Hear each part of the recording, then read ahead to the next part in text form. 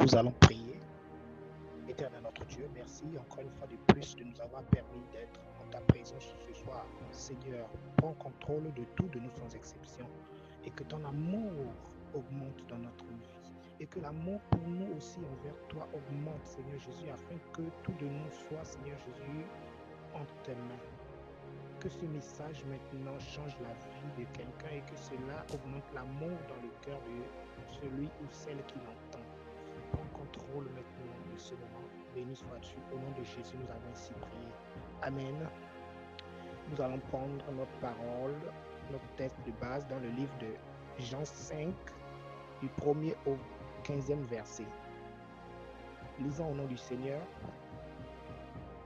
Jean 5, du 1er au 15e verset. Après cela, il y eut une fête des Juifs et Jésus monta à Jérusalem. Or, à Jérusalem, près de la porte des brebis, il y a une piscine qui s'appelle en hébreu Bethesda et qui a 5 portiques. Sous ces portiques étaient couchés un grand nombre de malades, des aveugles, des boiteux, des paralytiques, qui attendaient le mouvement de l'eau. Car un ange descendait de temps en temps dans la piscine et agitait l'eau, et celui qui y descendait le premier, après que l'eau avait été agitée, était guéri, quelle que fût sa maladie. Là se trouvait un homme malade depuis 38 ans. Jésus, l'ayant vu couché et sachant qu'il était malade depuis longtemps, lui dit, « Vieux, veux-tu être guéri ?» Le malade lui répondit, « Seigneur, je n'ai personne pour me jeter dans l'eau, dans la piscine, quand l'eau est agitée. Et pendant que j'y vais, un autre descend après moi. » « Lève-toi, lui dit Jésus, prends ton lit et marche. » Aussitôt cet homme fut guéri, il prit son lit et marcha. C'était un jour de sabbat. Les Juifs dirent donc à celui qui avait été guéri, « C'est le sabbat, il ne t'est pas permis d'emporter ton lit. » Il leur répondit, « Celui qui m'a guéri m'a dit, prends ton lit et marche. » Ils lui demandèrent, « Qui est l'homme qui t'a dit, prends ton lit et marche ?» Mais celui qui avait été guéri ne savait pas qui c'était, car Jésus avait disparu de la foule qui était en ce lieu. Depuis Jésus le trouva dans le temple et lui dit, « Voici, tu as été guéri.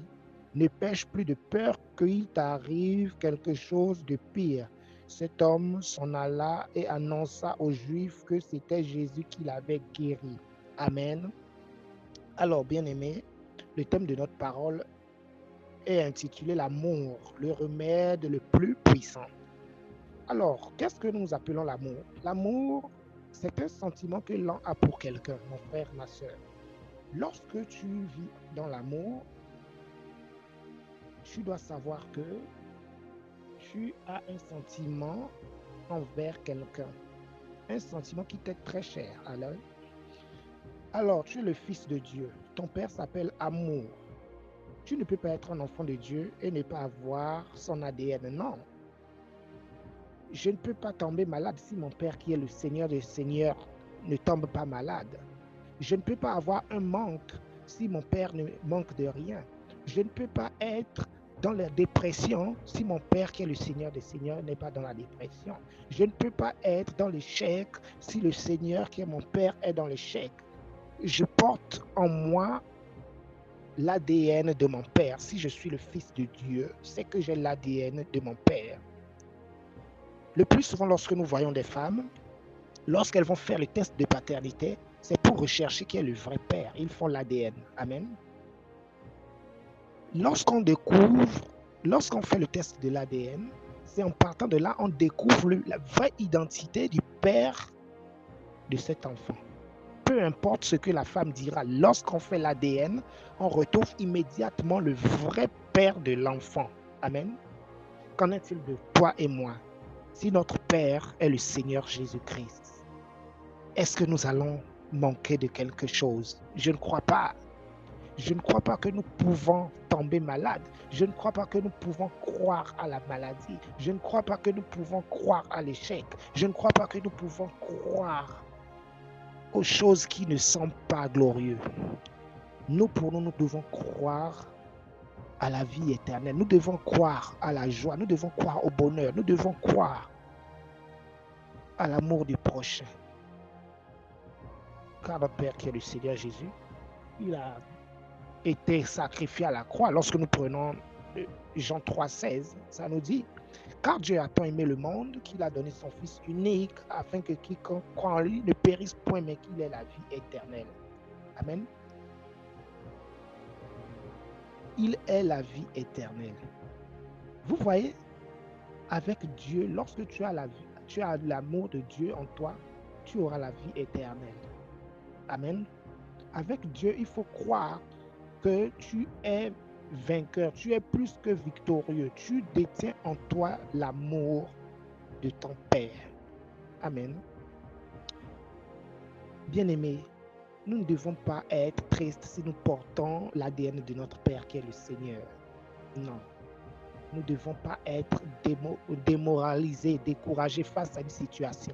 Je ne crois pas qu'un enfant de Dieu doit être découragé face à une situation. Oui, ça peut t'arriver que tu as des doutes, mais tu ne dois pas être découragé. C'est au contraire là que la situation là va t'emmener à fléchir les genoux. Parce que notre Père dans les cieux, lui aussi, il avait été tenté.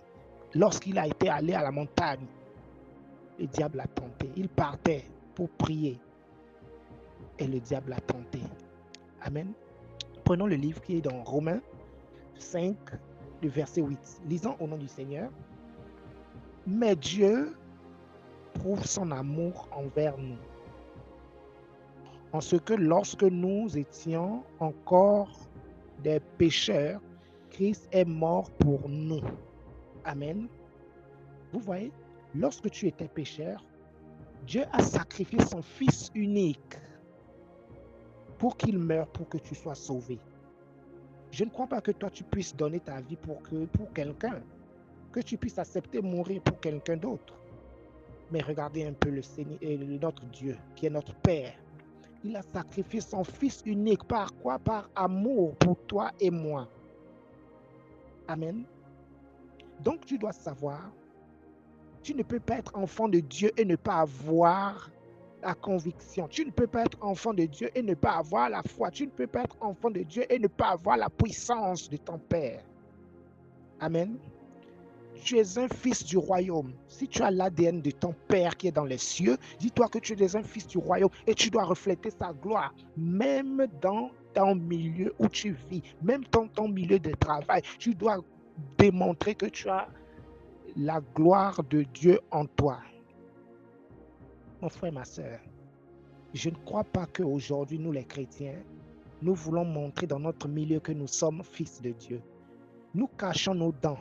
Nous avons des dents que nous cachons et ça, c'est pas bien. Amen. Nous ne devons pas cacher les dents qui sont en nous, car l'amour de Dieu nous apprend à utiliser cet amour que nous avons pour sauver la vie des autres qui sont encore dans le monde. Amen. Alors, ne cache pas le don que tu as pour toi seul. Utilise-le pour sauver la vie de quelqu'un. Utilise-le pour aider quelqu'un, bien-aimé. Amen. Nous devons être en alliance avec notre Père. Oui, bien-aimé, nous devons avoir l'alliance secrète avec notre Père. C'est comme les anciens qui sont passés, les Abraham, les Moïse, les Joseph, les Jacob, ils ont eu une intimité secrète avec leur Père dans les cieux. Mais pourquoi pas toi et moi, mon frère, ma soeur? Que cela soit ton partage au nom de Jésus. Nous prenons le dernier verset, après nous allons prier. Lisons la parole qui se trouve dans Hébreux 9, le verset 15. Et c'est pour cela qu'il est le médiateur d'une nouvelle alliance, afin que la mort étant intervenue pour le rachat, les transgressions commises sous la première alliance, ceux qui ont été appelés reçoivent l'héritage éternel qui leur a été promis. Amen. Alors, bien-aimé, lorsque tu es fils de Dieu, lorsque tu as un Père comme le Seigneur, tu dois savoir que tu détiens en toi l'amour éternel. Tu détiens en toi la vie éternelle. Tu as l'héritage de l'amour en toi. Parce que ton Père lui-même s'appelle amour. Oui, sois fier d'être un fils du royaume. Sois fier d'être un fils de l'Éternel. Sois fier d'être un fils digne du nom. Et je ne pense pas que un vrai fils du royaume doit avoir une idolâtrie. Je ne crois pas qu'un fils du royaume doit avoir un talisman. Je ne crois pas qu'un fils du royaume doit avoir quelque chose caché, ce qu'il vénère en cachette. Non, mais plutôt ton idole doit être celui qui est dans les cieux. Crois juste en lui, tu verras sa gloire. Qui croit verra la gloire de Dieu. Oui, mon frère, si tu crois, tu verras la gloire de Dieu. Ne désespère pas, car c'est toi qui es venu dans ce monde par l'amour de Dieu pour sauver ta famille. Tu es celui qui va libérer, qui va sauver les nations. De là où tu es, baisse ta tête, nous allons prier. Répète après moi. Éternel notre Dieu, tu es l'amour de ce monde. Et ta puissance qui est en nous, que tu puisses encore l'augmenter, afin que nous puissions partager aussi cet amour pour nos prochains. Seigneur, nous te donnons toute la gloire. Augmente-nous la foi. La seule chose qui peut rendre en nous les choses impossibles aux choses possibles. Béni sois-tu. Au nom de Jésus, nous avons prié. Amen. Alors, soyez bénis. Soyez bénis. Partagez ce message dans les groupes.